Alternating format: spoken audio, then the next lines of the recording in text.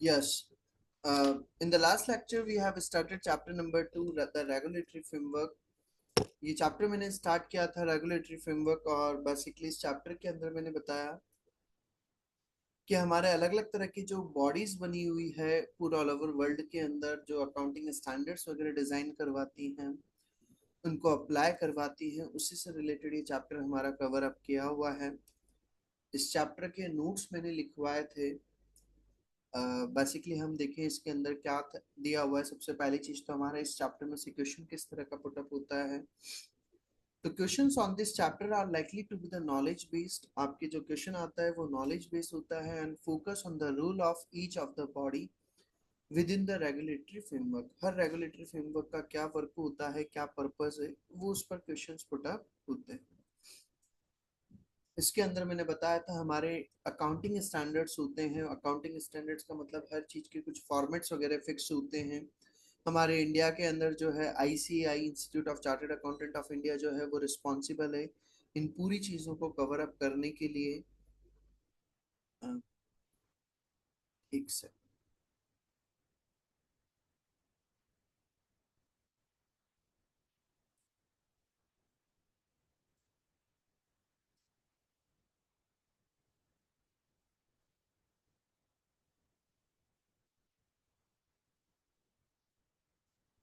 Yes. तो हमारा accounting standards के मैंने बताया तो कि हमारे इंडिया के अंदर जैसे आईसीआई बना हुआ है, वैसे ही इंटरनेशनल लेवल पर हमारा बना हुआ IFRSF, international financial reporting standards foundation, जिसके अंडर में बेसिकली 3 डिपार्टमेंट्स हैं: आईएफआरआईसी, आईएएसबी और आईएफआरएसएसी। इनके फुल फॉर्म्स मैंने बताया था। आईएफआरएसएफ का मतलब है international financial reporting standard foundation, IASB international accounting standard board, IFRIC फिर वो दिया है हमारा international financial reporting standard interpretation committee, फिर दिया है IFRSAC international financial reporting standard advisory committee. ये हमारे अलग अलग तरह के डिपार्टमेंट्स बने हुए हैं। इन डिपार्टमेंट्स का पर्पस क्या है? सबसे पहला डिपार्टमेंट मैंने बताया आईएफआरएसएफ, जो क्या था हमारा not for profit public profit बनाने के पर्पस से नहीं बनाया हुआ है, पब्लिक इंटरेस्ट के पर्पस से बनी हुई है। Promote and facilitate adoption of IFRSAC and IFRAC interpretation. जो भी आईएफआरएस-एसी है, जो भी अपनी एडवाइस वगैरह देता है, और जो आईएफआरएसी जो अपने इंटरप्रिटेशंस देता है, उन दोनों को सुनता है, उनको अडॉप्ट वगैरह करवाता है। Develop a single set of accepted accounting standards. वो डेवलप करवाता है, वो खुद नहीं बनाता है, वो डेवलप करवाता है किसके थ्रू? आईएएसबी के through. Not involve in standard setting process. Standard setting process में इन्वॉल्व नहीं होता। It means IFRSF is not liable to create IFRS. वो आईएफआरएस नहीं बनाता है। To promote the use of application of those standards. उन standards को अप्लाई करवाना भाई, तो कि अलग अलग कंट्रीज में अप्लाई हो, उसके लिए भी वो हेल्प करता है, प्रैक्टिस करता है, मतलब कि ट्राई करता है ज्यादा से ज्यादा कंट्रीज उनको अप्लाई करें। It consist 22 trustee. इसके अंदर 22 ट्रस्टी होते हैं, और ट्रस्टी जो होते हैं वो अलग अलग जियोग्राफिकल एरिया और प्रोफेशनल बैकग्राउंड के होते हैं। Just a minute.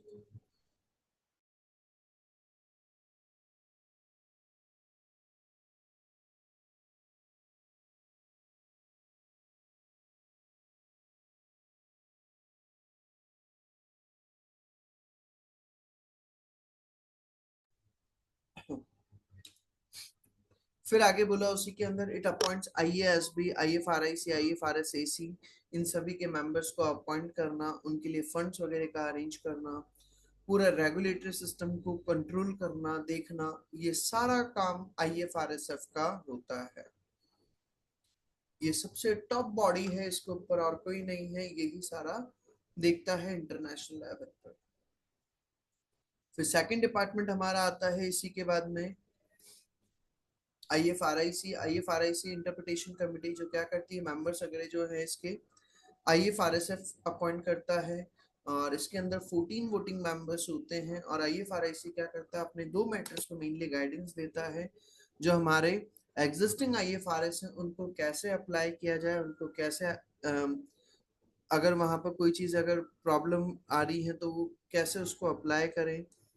How to consider new issues where no IFRS exist, अगर कहीं पर IFRS एग्जिस्ट नहीं करते हैं तो नए इश्यूज को कैसे सॉर्ट आउट करें, वो चीजों पर ये गाइड करता है। IFRS give report to IASB, और IFRS अपनी रिपोर्ट्स किसको देता है, IASB को देता है।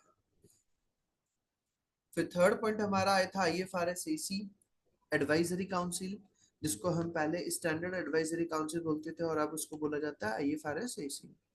IFRS AC क्या करता है बेटा, एडवाइस देता है अपनी, किसको एडवाइस देता है, IASB को।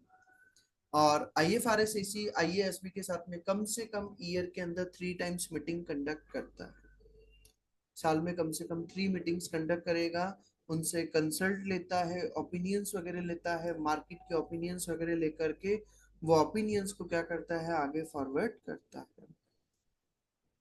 फोर्थ पॉइंट आया था इसी के अंदर हमारा IASB international accounting standard board, जो क्या होता है, रिस्पॉन्सिबल है IFRS बनाने के लिए, उनको रिवाइज करने के लिए ही रिस्पॉन्सिबल होता है।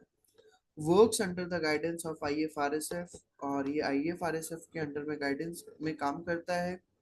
इंडिपेंडेंट प्राइवेटली फंडेड बॉडी है, किसी के ये अपना खुद के फंडिंग्स वगैरह अरेंज करते हैं, with the main aim to develop single set of high quality IFRS, और इनका मेन पर्पस क्या है, अच्छी क्वालिटी का, हाई क्वालिटी का IFRS डेवलप कराना।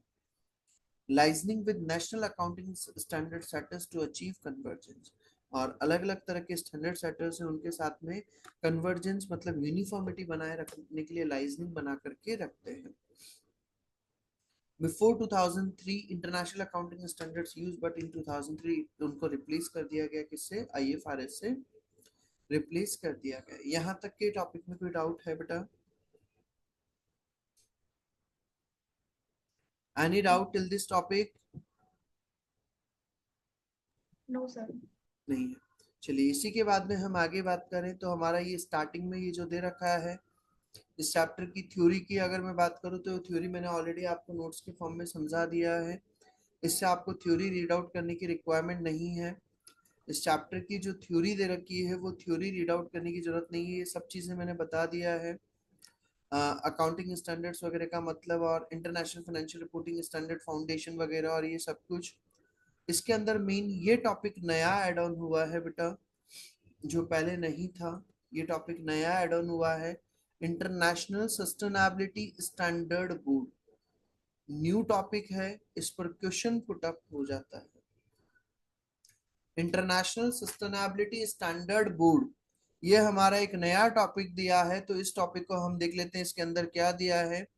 International sustainability standard board, in recent years investor have been calling for a high quality, आज के टाइम पर इन्वेस्टर क्या चाहता है, high quality, transparent, reliable and comparable reporting, सही रिपोर्टिंग चाहता है by companies on climate and other environmental, social and governance matters. आज के टाइम पर जो इन्वेस्टर है वो सिर्फ और सिर्फ पैसे से रिलेटेड इंफॉर्मेशन नहीं चाहिए होती है, वो अदर थिंग्स पर भी क्या करता है, अपनी रिपोर्ट्स वगैरह डिमांड करवाता है भी, तो क्या आप इन चीजों पर कितना फोकस करते हैं, एनवायरमेंट पर आप कितना वर्किंग करते हैं, सोशल चीजों पर कितना करते हैं, गवर्नेंस, लीगल वगैरह का आप काम वगैरह कैसे देखते हैं, उसके लिए हमारे ये स्टैंडर्ड बोर्ड बनाया गया था, ISSB international sustainability standard board. To meet this demand, और इस डिमांड को पूरा करने के लिए ऑन 3 नवंबर 2021 को the IFRS foundation trustee announce the creation of international sustainability standard board. इसकी डेट याद रखना बेटा, कब बनाया गया था, 3 नवंबर 2021 को, और किसने बनाया था, IFRSF ने इसको क्रिएट किया था। इसका पर्पस क्या है, ISSB का, the objective of ISSB is to deliver comprehensive sustainability related disclosure standards. तो क्या आप सस्टेनेबिलिटी से रिलेटेड आपने जो भी आपके ऑर्गेनाइजेशन में अप्लाई किया वो डिस्क्लोज करना होता है, that provide investors with information about the company's sustainability related risk and opportunities to help them make informed decision, ताकि उनको सस्टेनेबिलिटी से रिलेटेड रिस्क और उन्होंने क्या क्या उसका ऑप्शंस यूज किए हैं उसके बारे में इंफॉर्मेशन अवेलेबल हो सके। ये पॉइंट क्लियर है बेटा यहाँ तक? International sustainability standard board. ये इंपॉर्टेंट है, नया टॉपिक है, तो इसको अच्छे से कवर अप कर लीजिएगा। न्यू टॉपिक है, इस पर क्वेश्चन पुट अप हो सकता है। इसी के बाद में फिर हम आगे चला, IFRS ऑलरेडी हो चुका है हमारा, और स्कोप वगैरह वो चीज बता दिया है मेरा। बेसिकली मैंने बता दिया आपको, IFRS फाउंडेशन है, 22 ट्रस्टी हैं, और उसके अंडर में कौन कौन आता है, IFSB आता है, IFRS आता है, IFRIC आता है। इनको अगर कुछ भी बात वगैरह कहनी होती है तो वो IASB को कहते हैं, IFRS और IFRIC। और फिर ये अपनी बात कहाँ पहुंचाता है, ऊपर पहुंचाता है। इसका डायरेक्टली अपन एक्टिविटी नंबर 1 देखते हैं, इसमें क्या बोला है। Activity number 1, what is the rule of an international financial reporting standard foundation. तो क्या आप international financial reporting standard IFRS जो बनाते हैं उसका पर्पस क्या है। IFRS international financial reporting standard foundation को बनाने का रूल क्या है। फर्स्ट पॉइंट दिया, to appoint the members of IASB, IASB के मेंबर्स को अपॉइंट करना। सेकंड पॉइंट दिया, to advise the IASB, IASB को एडवाइस करना और new accounting standard that should consider issuing. तो कि आप जो भी IASB को एडवाइस देना भी, तो कि जो भी नए अकाउंटिंग स्टैंडर्ड्स बना रहे हैं उन पे क्या क्या इश्यूज वगैरह, उनको जो इश्यू करने का वो प्लान कर रहे हैं उस पर एडवाइस वगैरह देना, सजेशंस देना। Third point, to give guidance to the business regarding how to apply accounting standards. तो कि गाइडेंस वगैरह देना बिजनेस वगैरह को, तो कि उनको कैसे अप्लाई किया जाए in their financial statements. And to issue international financial reporting standards. और जो इंटरनेशनल फाइनेंशियल रिपोर्टिंग स्टैंडर्ड्स हैं वो इशू करने में इनका रोल प्ले। तो इसका क्या आंसर आएगा बेटा, IFRSF का मेन पर्पस क्या होता है। To appoint the members of IASB. To appoint the members of IASB। Yes, sir. IASB के मेंबर्स को अपॉइंट करना ये होता है क्या बेटा। IASB के मेंबर्स को अपॉइंट करना यही होता है क्या। यस बेटा, Yes, बाकी sir. बता। बिल्कुल, तो IASB के members, yes sir.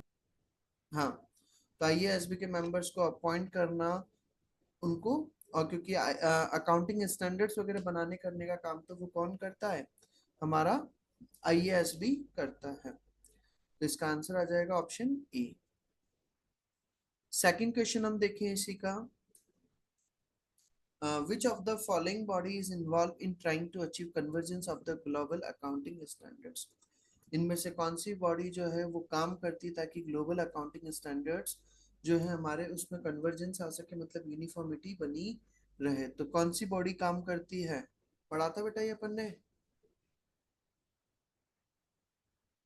Sir, IASB. IASB, बिल्कुल बेटा, IASB इसका आंसर आएगा। इनमें से कौन सी बॉडी हमारा काम करती है ग्लोबल अकाउंटिंग स्टैंडर्ड्स में कन्वर्जेंस लाने के लिए, तो वो आंसर आ जाएगा IASB से। कहाँ पढ़ा था ये मैं बता देता हूँ वापस से। ये हमने IASB का पॉइंट जहाँ पढ़ा था, मैंने लिखा हुआ भी था, liaisoning with national accounting standard setters to achieve convergence. Is it clear. चलिए फिर आगे चले हम। इसी के बाद में एक्टिविटी नंबर 2 हो गया। Activity number 3, accounting standards are issued by. Accounting standards कौन इशू करता है, तो कौन इशू करता है बेटा accounting standards. IASB. IASB, accounting standards बनाने का काम किसका होता है, IASB का होता है। फिर एक्टिविटी नंबर 4 देखें हम, which of the following best describe the rule of international financial reporting standard interpretation committee। इनमें से कौन सा स्टेटमेंट जो है वो सबसे अच्छा उसको डिस्क्राइब करेगा भी, तो क्या IFRIC का मेन काम क्या होता है। इशू करना, IFRS को इशू करना। Second point, provide advice on the development of standards, standards को डेवलप करने में एडवाइस देना। Interpret international financial reporting standards, उनको इंटरप्रेट करना। And fourth point, investigate listed companies, जो लिस्टेड कंपनीज है उनको इन्वेस्टिगेट करना। To ensure that comply with the IFRS, तो कि वो IFRS के साथ में कंप्लाई कर रहे हैं या नहीं कर रहे। तो क्या आएगा बेटा इसका आंसर? ऑप्शन ए, बी, सी या डी?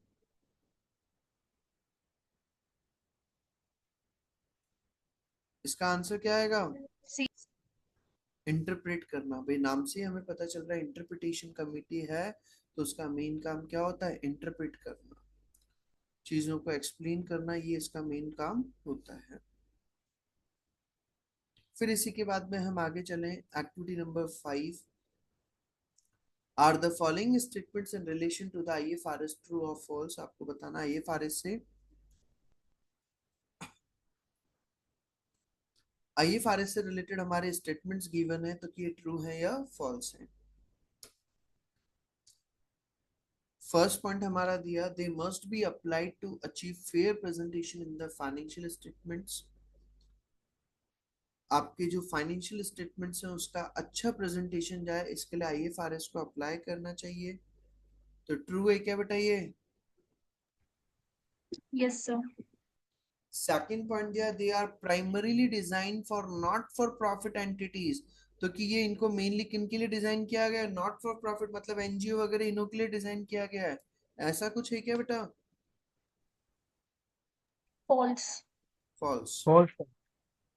थर्ड पॉइंट दिया, they are designed to apply to general purpose financial statements.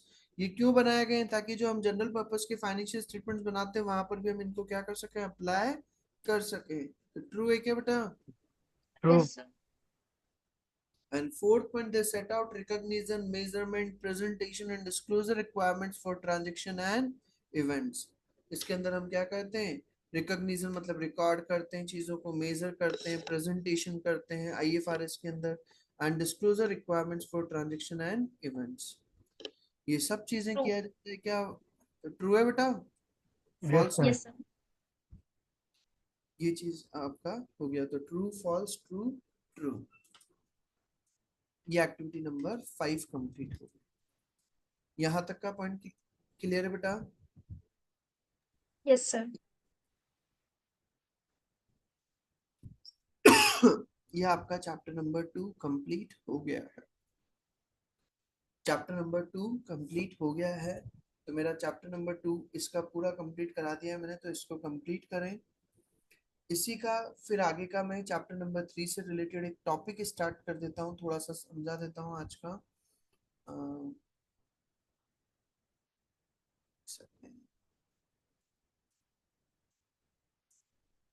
Chapter number 1 और 2 मैंने 2 चैप्टर्स कंप्लीट करा दिए हैं। Now I am going to start chapter number 3, और चैप्टर नंबर 3 के अंदर हमारा एक टॉपिक दिया हुआ है, डॉक्यूमेंट्स यूज्ड इन सेल और परचेज। भैया आप जब अगर कॉर्पोरेट लेवल पर अगर सेल परचेज करते हैं तो वहां पर कौन कौन से डॉक्यूमेंट्स यूज आते हैं? तो ये चैप्टर नंबर 3 का अंदर का टॉपिक है, वो मैं अभी स्टार्ट कर रहा हूँ।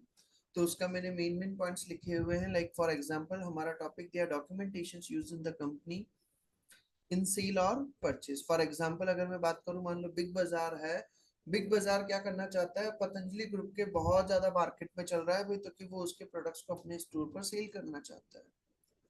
Big Bazaar wish to sell their products at of Patanjali group. Big Bazaar के पूरा ऑल ओवर इंडिया में स्टोर से पतंजलि ग्रुप जो है वो भी बहुत सारे तरह के प्रोडक्ट्स बनाता है। बिग बाजार चाहता है तो कि वही वो उनके प्रोडक्ट्स को सेल करे, तो उसके लिए बिग बाजार ने क्या करा? सबसे पहले पतंजलि ग्रुप को प्रपोजल रखा, उनको बोला भाई तो कि सर आप कौन सा प्रोडक्ट का क्या रेट चार्ज करते हैं, उसका पूरा मुझे एक कोटेशन बना करके बताओ। हम बोलते नहीं बोलते सर इसका ये चीज कितने का बैठेगा, आप मुझे एक बार कोटेशन बना करके बता दो। तो कोटेशन कौन बनाता है? सेलर बनाएगा या बायर बनाएगा बेटा? सेलर। सेलर बनाएगा। तो कोटेशन कौन बनाता है? सेलर प्रिपेयर करता है। इन this document price details, price वगैरह कितनी रहेगी, क्वालिटी कैसी रहेगी, उसके बारे में details, specification and other details will be mention, और बाकी की डिटेल्स भी मेंशन होगी। After sending quotation seller can not make any change in the price afterwards. और एक बार कोटेशन भेजने के बाद में आप प्राइस में किसी भी तरह का कोई चेंज नहीं कर सकते हैं। कोटेशन इसीलिए मंगाया जाता है भी ताकि वो रिटर्न में लिख करके हमें भेज दे तो कि कौन सी चीज कितने में मिलेगी। After receiving and reading quotation buyer take decision, buyer क्या करता है, डिसीजन लेता है भी तो कि मुझे ऑर्डर लगाना है या नहीं देना है इस पर्सन को। अगर वो रेट वगैरह से अगर सेटिस्फाई हो जाता है तो वो क्या करेगा, ऑर्डर लगाएगा। तो नेक्स्ट डॉक्यूमेंट हमारा दिया है second point, purchase order. Purchase order क्या होता है, document of company which shows that the goods और services company wants to purchase from other company. भाई अगर मैं आपके कोटेशन से अगर सेटिस्फाई हूं तो मैं आपको क्या करूंगा, परचेज ऑर्डर दूंगा भाई, तो कि मैं ये चीज खरीदना चाहता हूँ। A document of company which shows that the goods or services company wants to purchase from other company. Two copies of purchase order will be made. और इसकी दो कॉपी बनाई जाती है, one send to the company, एक तो company को भेज दी जाती है फ्रॉम विच गुड्स परचेज, जिससे आपने गुड्स परचेज किया है, and another will be kept as record internally, और एक कॉपी आप अपने पास रख लेते हैं ताकि जब भी गुड्स आपको रिसीव होगा तो हम उसको मैच करेंगे भी, तो कि मैंने क्या ऑर्डर दिया था और सामने वाले से क्या ऑर्डर आया, ताकि हमें पता रहे हमने क्या क्या ऑर्डर दिया था। तो परचेज ऑर्डर बनाया जाता है, जो बायर है वो क्या करेगा, सेलर को परचेज ऑर्डर भेजता है तो कि हमें ये चीजें चाहिए, आप ये चीजें तैयार करके हमें दे दो। फिर क्या होता है, सेल्स ऑर्डर। एक और डॉक्यूमेंट आता है, कौन सा, सेल्स ऑर्डर। सेल्स ऑर्डर बेटे सारे डॉक्यूमेंट्स रियल लाइफ में अप्लाई होते हैं। जब आप कॉर्पोरेट लेवल पर सेल परचेज करते हैं तो वहां पर रियल लाइफ में डॉक्यूमेंट्स अप्लाई होते हैं। सेल्स ऑर्डर क्या होता है, document prepared by the seller shows that order placed bye a customer, तो क्या ऑर्डर प्लेस करा है किसने, कस्टमर ने, एंड क्या क्या चीजें आपने मंगाई है वो चीजें हम भाई बेच रहे हैं, and their details. Sales order have serial number, उस पर एक सीरियल नंबर डला होता है, so that company can keep records of its order, ताकि कंपनी अपने उन ऑर्डर्स का डिटेल मेंशन करके रख सके। One copy send to the warehouse और मैन्युफैक्चरिंग यूनिट, उसकी एक कॉपी क्या कर देंगे, मैन्युफैक्चरिंग यूनिट को भेज देंगे। क्यों, ताकि भाई ये ऑर्डर गुड्स हमने सेल कर दिया तो आप फटाफट से तैयार करो और इसको अपन को बेचना है, हमने इस पर्सन को इतना गुड्स सेल कर दिया तो आप गुड्स तैयार करके भेजो वहां पर। तो one copy send to the warehouse और मैन्युफैक्चरिंग यूनिट, अगर मेरे पास पहले से गुड्स तैयार रखा है तो वो डायरेक्टली भेज देंगे, सेंड कर देंगे, और अगर पहले से तैयार नहीं है तो वो ताकि प्रोडक्शन करना है स्टार्ट कर देंगे। One copy send to the warehouse manufacturing unit to manufacture goods. Patanjali ने क्या करा, मैन्युफैक्चरिंग यूनिट को भाई 1000 पीस हमें बनाने, तो उसके लिए उन्होंने ऑर्डर दे दिया, तो वो सेल ऑर्डर के बेसिस पर वो वहां की कॉपी वहां पर भी जाती है। फिर इसके बाद में आता है नेक्स्ट डॉक्यूमेंट हमारा, goods dispatch note. Goods dispatch note basically होता क्या है, जब आपके यहाँ से गुड्स डिस्पैच हो जाता है, निकल जाता है, शिपिंग हो जाता है, तो वहां पर आप जो डॉक्यूमेंट बनाते हैं उसको हम कहते हैं गुड्स डिस्पैच नोट। बेसिकली आप ऑनलाइन शॉपिंग करते हैं, तो ऑनलाइन शॉपिंग करते हैं तो वहां से जैसे ही गुड्स शिपिंग हो जाता है तो आपके मोबाइल पर मैसेज आता है, your goods have been shipped, तो वो goods dispatch note.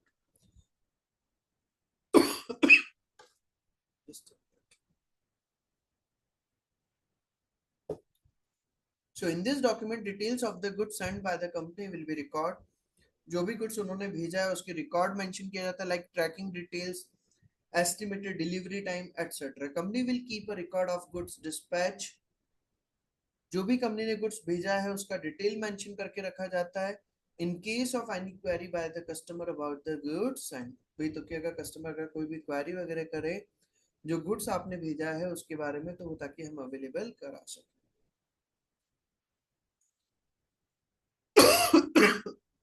Next document आता है हमारा जीआरएन, गुड्स रिसीविंग नोट।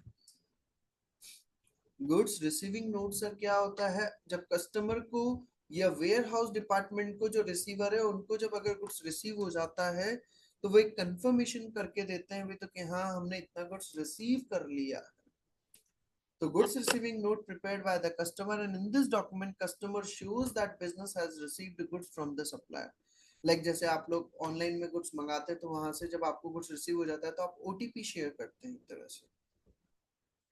तो ओटीपी शेयर करने से क्या हो जाता है भाई, आपका कंफर्मेशन हो गया भाई आपने कुछ रिसीव कर लिया है। यहाँ पर तो हम डॉक्यूमेंट नहीं बनाते लेकिन रियल लाइफ में डॉक्यूमेंट बनाना पड़ता है। तो GRN generally prepared by the warehouse department, it will be sent to the seller. भी तो क्या हमने आपसे इतना गुड्स रिसीव कर लिया, अब हमें पैसे देने हैं। और जब आपको जीआरएन रिसीव हो जाता है, गुड्स रिसीविंग नोट रिसीव हो जाता है from the buyer, now seller is authorised to demand payment. तो अब सेलर के पास अथॉरिटी आ जाती है वो पेमेंट मांगने की, क्योंकि मैंने आपको गुड सेल कर दिया है, आपने बोला था भी गुड सेल कर दो तो सेल भी कर दिया, अब मुझे आप पैसे देने के लिए लाइबल हो गए हैं। सो सेलर प्रिपेयर इनवॉइस, तो सेलर क्या करता है, अब इनवॉइस बनाता है, मतलब बिल बनाता है, और बिल बना करके send this to the customer, फिर वो क्या करता है, कस्टमर को भेज देता है। One copy held by seller as record, और एक कॉपी सेलर अपने पास रिकॉर्ड के लिए रख लेता है। यहाँ तक के पहले मुझे बताइए बेटा, ये 6 डॉक्यूमेंट्स में कोई डाउट है? No, sir. नहीं। No, sir. फिर इसी के बाद में आता है नेक्स्ट टर्म हमारा डेबिट नोट। डेबिट नोट क्या होता है, जब अगर बायर जो है, परचेजर जो है, अगर वो परचेज किए हुए गुड्स को अगर रिटर्न करता है तो उस टाइम पर जो डॉक्यूमेंट बनाते हैं उसको हम कहते हैं debit note. When buyer make return out of the purchase goods, जो बायर है अगर उसने गुड्स रिटर्न कर देता है परचेज गुड्स में से, देन ही प्रिपेयर डेबिट नोट, तो वो क्या करता है बेटा, डेबिट नोट बनाता है।